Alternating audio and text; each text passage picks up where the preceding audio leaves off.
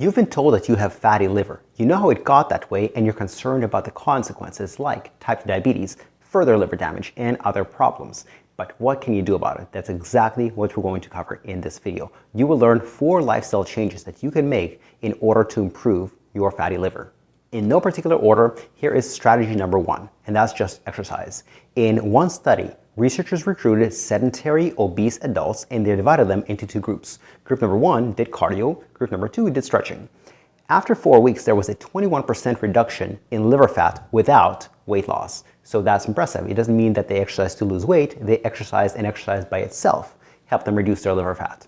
The term cardio is very vague, so what exactly did they do? They had a different program over 4 weeks with gradually higher intensity levels. What they did is they cycled 3 days per week for 30 to 45 minutes. In the first week, they used an intensity of about 60% of their maximal heart rate. In the second week, they used 70%, and in the third and fourth weeks, they used 80% of their maximal heart rates. Now, if you're wondering, how do I know what's my maximal heart rate? Well, it's 220 minus your age. So if hypothetically speaking, if you're watching this and you're 60 years old, 220 minus 60 is 160. So use 60, 70, and 80% of whatever number that is for you. So we know that exercise works, but how does it work? What are the mechanisms behind the effectiveness of exercise? One mechanism is the improvement in insulin sensitivity. What is that? That term, insulin sensitivity, means you need less insulin to bring your blood sugar down. Let's say 2 people have the same blood sugar level, but one requires, hypothetically, 5 units of insulin to bring it down, the other one requires 10 units of insulin. The person who requires less insulin is said to be more insulin sensitive or healthier. And so it means that there's less fat that can be stored in the liver because of better insulin sensitivity. A second mechanism behind how exercise improves fatty liver without weight loss is, get this, it's a technical term, it's an improvement in free fatty acid oxidation. The word oxidation means burning.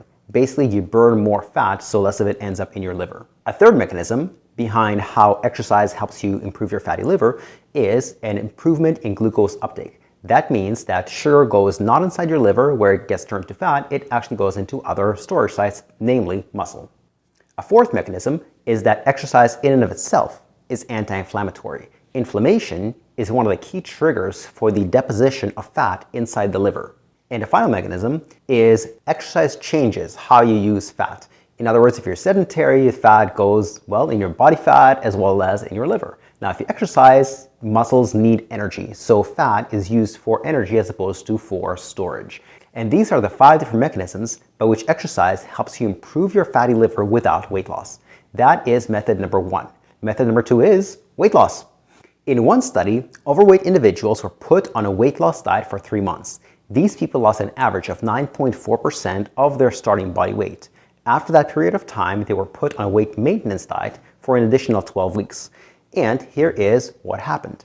At the end of that period of time, one of their liver enzymes, heavily used to measure fatty liver, called ALT, alanine aminotransferase, dropped by 26%. Quite impressive. Now, by which mechanisms does weight loss improve fatty liver? Mechanism number 1 is that it decreases something called visceral fat. There are 2 types of fat. There's subcutaneous fat and visceral fat. Subcutaneous fat is the soft, squishy stuff, the stuff you can pinch. Visceral fat, you know how some people have a big round belly, but you can't pinch anything of it. And that's because the fat is underneath the muscle. So visceral means inside the muscle, behind the muscle. So visceral fat is highly inflammatory, and weight loss decreases visceral fat first. What makes visceral fat particularly dangerous, more so than subcutaneous fat, is because visceral fat drains directly into the liver. Subcutaneous fat doesn't. Another mechanism by which weight loss helps you improve your fatty liver is that, like exercise, it helps you improve your insulin sensitivity, so less fat is going inside your liver. A third mechanism is that weight loss helps you improve your ability to burn fatty acids for energy. This way, the fat from fatty acids doesn't get stored in the liver, but rather it gets burned. And the final mechanism is that weight loss, like exercise, is anti-inflammatory, and one more time, it's inflammation that's one of the triggers for the deposition of fat inside the liver. A third way to improve your fatty liver without losing weight is to simply eat freshwater fish. In one study, 34 overweight people with fatty liver were divided into 2 groups. Group number 1 ate an average of 344 grams of carb per day. Group 2 alternated 1 day of carb with 1 day of red meat. The red meat group ate a mix of beef, pork, and mutton. After 84 days, Group number 1 reduced their liver fat by 4.89%. Group number 2 reduced it by 1.83%, so a lot lower. Group number 1 reduced their ALT, one of their liver enzymes, by 52.3%. Group number 2 reduced it by 6.67%. Group number 1 reduced their GGT, another liver enzyme called gamma-glutamyl transferase, by 27.91%. And group number 2 reduced it by 20.51%. So good reductions all around, but the freshwater fish group reduced it far more. However, what's interesting is that in neither group the weight loss was negligible. After 84 days, the weight loss in group number 1 was just about a pound, and in the group number 2 that ate a mix of red meat and freshwater fish, there was zero weight loss whatsoever, even though they were overweight to begin with. Now, how does fish, especially freshwater fish that's not fried, how does that improve your fatty liver? There are three major mechanisms. One is that it's anti-inflammatory because of its high omega-3 content. Two is that it improves your mix of good bacteria to bad bacteria, both in your large and to a lesser extent in your small intestines. We'll talk about that in the next section, so stay tuned for that. And the third mechanism by which fish improves your fatty liver without weight loss is, like exercise and weight loss, is that it improves your insulin sensitivity. And the fourth method that we'll talk about to improve your fatty liver is supplements. One of the most powerful supplements to improve fatty liver is a group of supplements called synbiotics.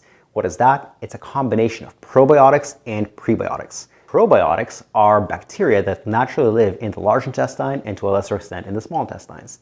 Prebiotics are the food of the probiotics. And so in one study, researchers recruited 52 people with fatty liver and divided them into two groups. Group number 1 had a combination of prebiotics and probiotics. Again, as a general term, that's called synbiotics. Group number 2 was a placebo group. They thought they were getting prebiotics and probiotics, but essentially they got nothing. After 28 weeks, group number 1 reduced their ALT by 36.2%. Group number 2 reduced it by only 10.2%. Group number 1 reduced their AST, another liver enzyme, by 47.2%. Group number 2 reduced it by only 11.6%. Group number 1 reduced their inflammation, their HSC reactive protein, by 54.4%. Group number 2 reduced it by only 24.4%. However, in neither group, weight was lost. So weight loss is helpful to fatty liver, but not essential to fatty liver. Now let's talk about mechanisms. By what mechanisms does symbiotic supplementation improve fatty liver? One mechanism is that they overpopulate the bad bacteria. What is it about the bad bacteria that makes them bad? Well, the bad bacteria release toxins into the liver. Now, we use that word toxins very specifically. There's one specific toxin called lipopolysaccharides that goes into the liver and encourages the deposition of fat. This isn't toxins that don't have a name that they often use in certain industries or to sell certain scams. These are specifically lipopolysaccharides. Another way by which symbiotics help decrease fatty liver is by improving what's called intestinal permeability or leaky gut. What that means is that there are cells inside the small intestine, and ideally they're pretty close together to prevent things from getting through from the bloodstream into the liver. However, in some people with intestinal hyperpermeability, those cells are too far apart, so particles can get through. Some of those particles could be lipopolysaccharides, which again encourage fat deposition inside the liver. Another mechanism is the production of antioxidants. They are not antioxidants in themselves, however, they do help the body produce its own antioxidants easier than if you don't supplement with symbiotics. Lastly, the final mechanism by which symbiotics help you improve your fatty liver is by the same mechanism as all of the previous three methods that we talked about, which is by an improvement in insulin sensitivity. If you want help, personalized help to help you with your nutrition, exercise, supplementation to improve your own fatty liver, possibly lose weight, improve your type 2 diabetes or insulin resistance and so on, you can click on the link in the description below, which will take you to our homepage where you can schedule a free, complimentary 10 to 15 minute Zoom call where we'll just talk about your situation. It's not a high pressure sales pitch. There is no obligation. We'll just discuss your situation. Thank you and goodbye.